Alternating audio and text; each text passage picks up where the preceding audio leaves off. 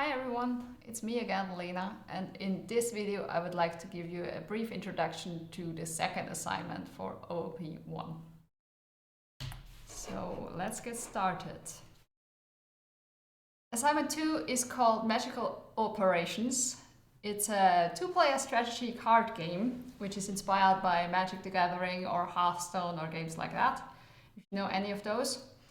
And it's a card game that uses two different types of cards. There are creature cards and spell cards. And then both players have mana as a resource to play these cards. And if you play a creature, it is placed on a board. And if you play a spell, there is some kind of effect that is specific to the spell. And then the creatures that have been placed on the board previously battle each other. They battle against the opponent's creatures, and the goal is to reduce the opponent's health points to 0. So that's the short overview about what the game is about. Some general information about the assignment. For this one, there are two submission deadlines. First of all, there is a design document you have to submit where you describe what you plan your program to look like. This deadline is on the 25th of April. And then there's the final program submission. And this deadline is on the 21st of May. So more about the design document later. Just so you know, there's two deadlines. The assignment in total is worth 60 points. And there are some minimum requirements you need to fulfill to pass the course. First of all, you need to pass you need to pass at least 50% of all A2 test cases. This is all A2 test cases, not only the public ones. And then there are some test cases, some specific test cases which are marked with minimum requirement in the test report, and you need to pass these. But these will be public tests only, so you will definitely see if you pass the minimum requirements for A2. Some information about the grading. As opposed to A1, where there were only the test cases being graded. In this case, for A2, you need to pay attention to the test cases, the coding style, and the style guide. So all those three things are relevant. Additionally, some of these 60 points are bound to the object-oriented structure you implement in your program. Then there are also some points bound to a helpful use of smart pointers and use of exceptions. And finally, you can get a bonus point for using operator overloading, which will be explained in the lecture, I think, sometime in the beginning of May. So you don't need to use this operator overloading, but if you can find a use for that, you will get bonus points. And finally, for A2, you will need to do an assignment interview to get points. Some additional information. There are, of course, the general specifications on the course website you need to follow to not get deductions, so please take another look at those. Also, for A2, we've decided to move from the C++17 standard, which was used for A1, to the C++20 standard, just so you can use additional features, etc. So please make sure that your IDE is set up correctly. In the make file, it will already have the C++20 standard put in there so that it is used automatically. But if you do not set up your IDE correctly, you might get like red underlines under some parts, which if your standard doesn't match. And how to change this in the VM will be explained in the practicals on the 10th of April. So please take a look at that. Finally, when you're done with A2, you can continue on to assignment 3, but you're only allowed to move on to assignment 3 if your program fulfills the minimum requirements, if your A2 program fulfills the minimum requirements. This is because assignment 3 will build on your assignment 2 program, so you need a assignment 2 program that works quite well to move on to assignment 3. We recommend at least 70% of the A2 test cases should be passed if you want to move on to A3, but you're allowed to do it if you pass the minimum requirements.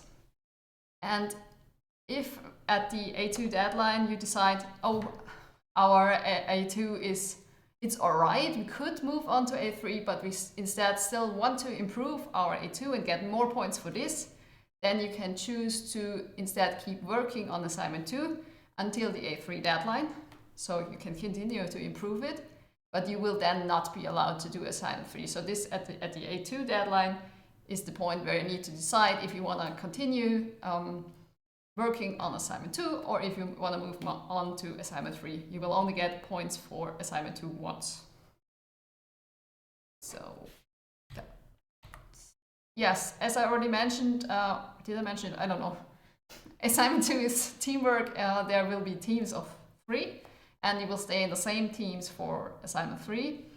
And for this, it is important that you divide the labor evenly. So please pay attention to that so that not only one person is working on the program or one person in the team is not doing anything or just doing comments or something like that. Do your own commits for transparency, because we will take a look if there's a problem with teamwork. We will take a look at who did which commits, who implemented what. So please do your own commits. Do not have one person submitting everything. Also, in the GitLab artifacts, which you download to get the pipeline test report, which includes the results for the private tests, there will also be a folder called Git report, and in this you can see a basic analysis of how the labor has been divided so far. This is like who submitted how many lines of code, who changed how many lines of code, stuff like that. So if you are unsure how you have divided your labor so far, please take a look at the Git report and try to keep this as even as possible between all the team members. And if there's like a very bad case of somebody, for example, not contributing anything, then deductions are possible. So design discussions. As I said, you will have the first deadline is for a design document. So what this means is you're supposed to read the whole assignment description first, and then together as a team, write a design document that contains the basic structure and the design of a program. This is described in more detail in the assignment description itself, what it should include. But what is the most important part is that you should have a UML diagram to show the relation between the classes you are planning. So something similar to what you did in homework 2. And then after you've submitted this, you need to sign up for a time slot for a discussion round via the Teach Center. So in this discussion round, there will be one tutor and a few different teams, and then you will discuss which design decisions you made, and then compare to the other groups and take a look if this approach would be better and that approach would be better. So it should be a discussion. And attending one such discussion round is mandatory to get a grade. Of course, if you later in your implementation realize that a decision you made in your design document was not that great, you can of course later change how you implement it. So you're not bound to this design document completely, but you should use it as a basis for your further work. So let's go to the interesting part, the actual assignment description. The assignment description has two main parts, so it's divided into two milestones. First milestone is milestone 1, which includes the basic structure of the game, then some parsing of configuration files, and some printing of output. And then milestone 2 is the game and card logic. And we recommend making sure that milestone 1 works quite well before you move on to milestone 2, so you do not get troubles with basic things that you need to debug while you're already implementing details. So this is a recommendation. Try to work first on milestone 1, then on milestone 2. Additionally, there are some general notes in the README. This is stuff like how to handle white spaces, if the user input should be case insensitive, stuff like that. And then there's an additional file called the card overview, which lists all the cards that could be in a game. and all the details, all their values of these cards, and also an error overview, which is a quite big table of all errors that need to be handled. For this, I need to mention that all the errors are also listed in the actual milestone 1, milestone 2 document, wherever they should be handled. So this error overview is just an overview table to see all the possible errors, but they are actually mentioned in the design, in the assignment description itself as well. So first of all, you need to start the game. As I said, there are 2 different configuration files. First of all, there is a game configuration file which contains some game parameters. This is like how many rounds should be played, how much mana should the 2 players get in the beginning, how many cards should the players get, stuff like that. And also for each player, a list of cards that their own card deck is composed of. So each player gets their own card deck. You do not need to like shuffle cards or anything like that. Each player has their own card deck, which is listed in this game configuration file. And this is also listed already in the correct order. So you just need to keep the order from the game configuration file. And then there's another configuration file, which we call the message configuration file, which contains a list of keys and a list of strings, so key value pairs, which I hint, this should probably work somehow with a map, but yeah.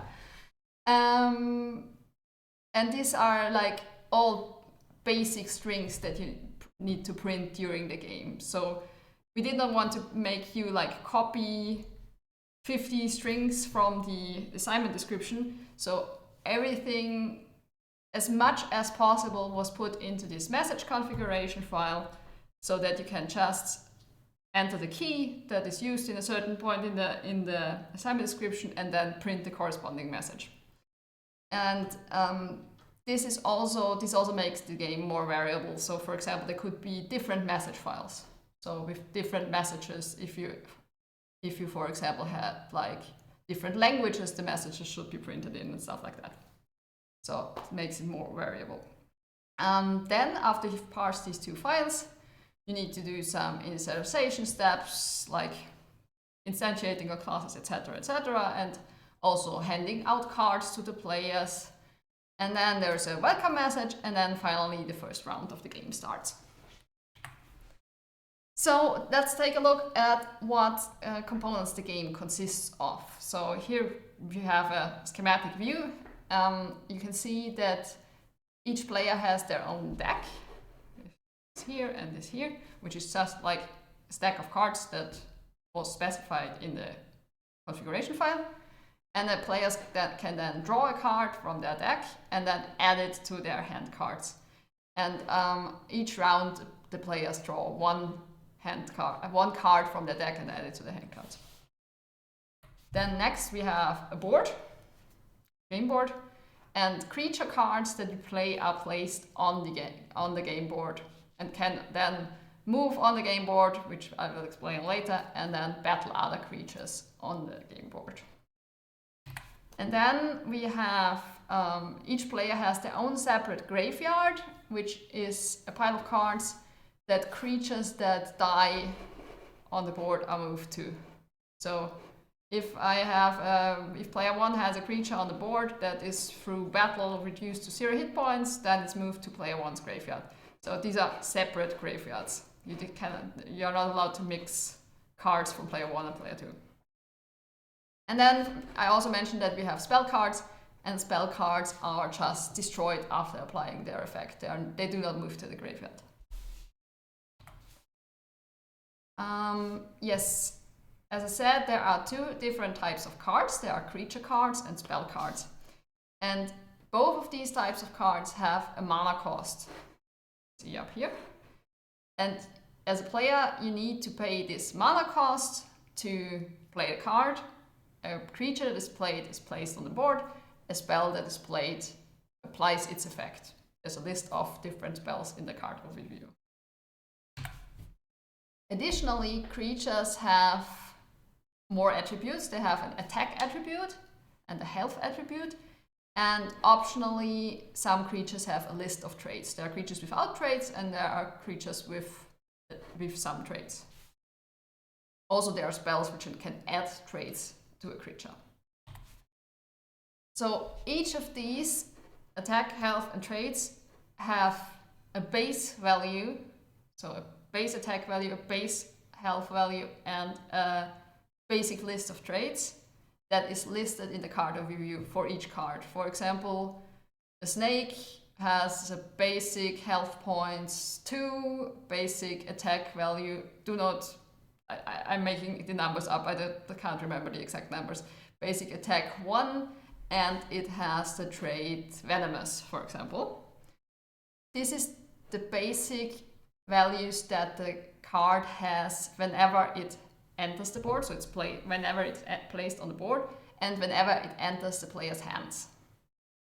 So the current value is set to the base value which was listed in the card overview. And then these values can change during gameplay. For example, if the creature is attacked in a battle, then its health might be reduced, so it has a current health value. And also there are spells which can affect these. As I said, you can add traits to a creature for your spell, or you can increase your creature's attack through a spell, stuff like that. So the current value changes during the game, but whenever a creature enters the board or a player's hand, current value is reset to the base value. So now let's take a look at the game board. We have 2 different zones per player. Each player has a field zone and each player has a battle zone. So we can see field zone here, field zone, and then we have the battle zones directly across from each other in the middle. And there are 7 slots per zone. Slot 1, slot 2, etc. until slot 7. And then another definition we also use is a lane. A lane is all slots with the same ID. So lane 1 would be all of these slots, all slot 1s. This is just used in the description as a definition.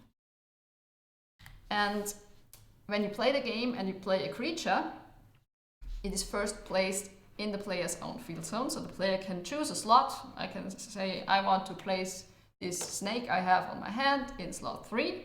Then I will use a command to do this, and it will be placed in the field zone.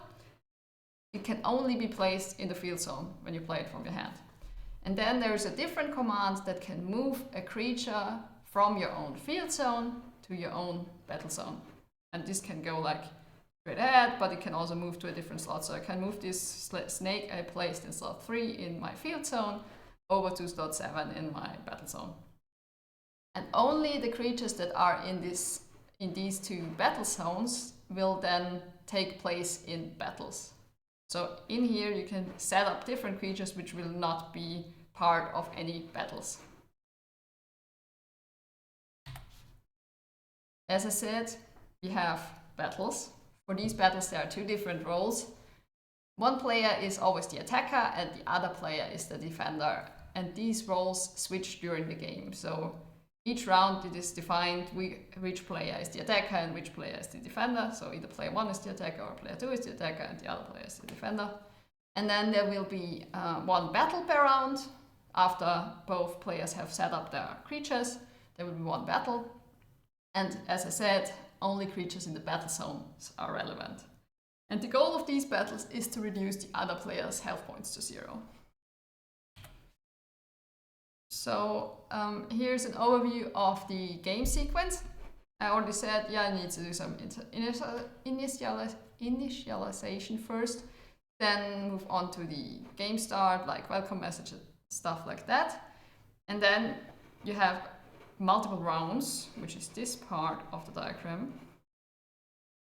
And each round consists of 2 phases. First you have the setup phase, and then you have the battle phase. And then finally, and this repeats multiple rounds, as I said. And then finally, if a certain condition is met, which might be met at the round start or might be met in the battle phase, you will move on to the final phase, which is the end of the game. So you need to print some messages there, calculate some things. So we have these three phases, setup phase and battle phase, which repeat, and then the final phase, which is the game end. In the setup phase, it is first the attacker's turn and then the defender's turn. On their turn, a player can enter as many commands as they want, which must be handled by the program, until finally they enter the done command, which ends their turn. So the attacker enters commands, then they say, yes, I'm satisfied with my setup, I cannot do anything, I might be out of mana, I cannot pay for more cards, stuff like that. And then they enter done, then it's the defender's turn.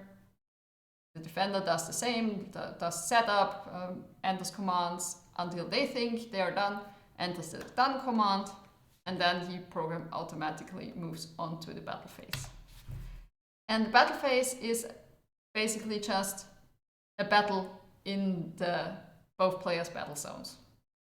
I will describe this in more detail a bit later. For the setup phase, there are a lot of different commands, but the most important ones are the creature command, which plays a creature card from your hand and places it in your own field zone. Then you have the battle command, which moves a creature from your own field zone into a slot in your own battle zone. Then we have the spell command, which is used to play or to cast a spell from your hand.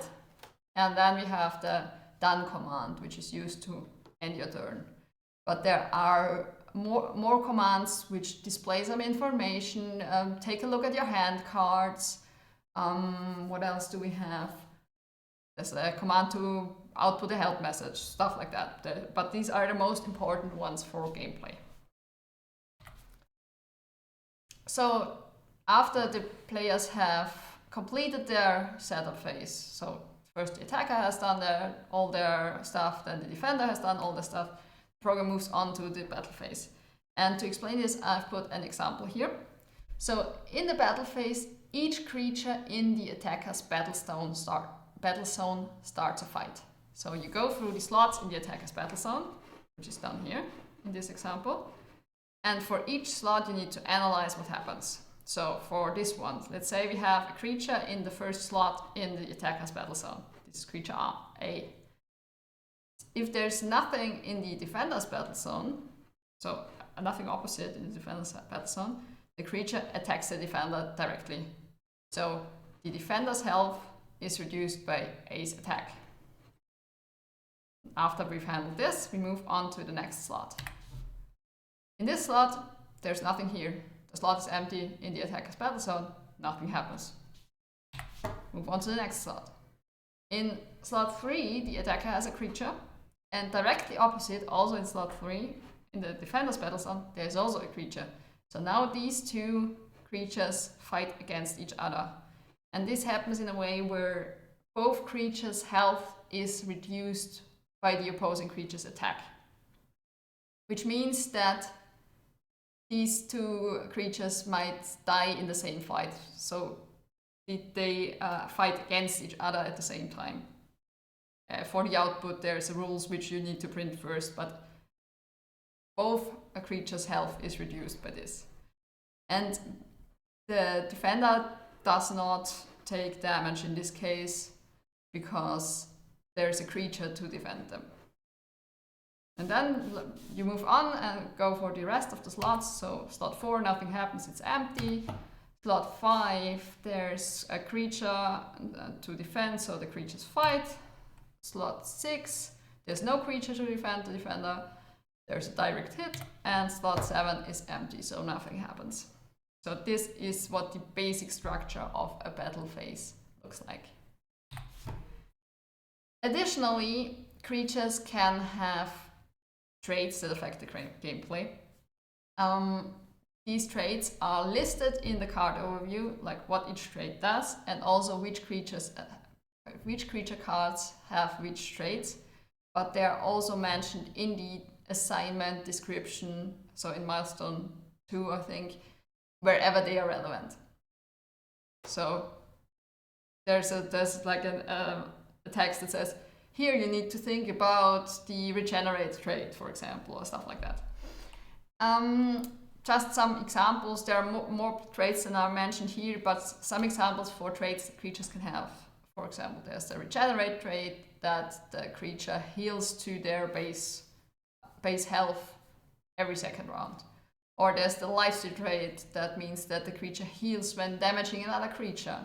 There's the venomous trait, which, for example, the snake has, that means that this creature poisons other creatures when it attacks them. There's the challenger trait, which pulls opposing creatures from the field zone into the battle zone. There's, what else do we have? There's something called undying, which means that these creatures return from the graveyard by themselves.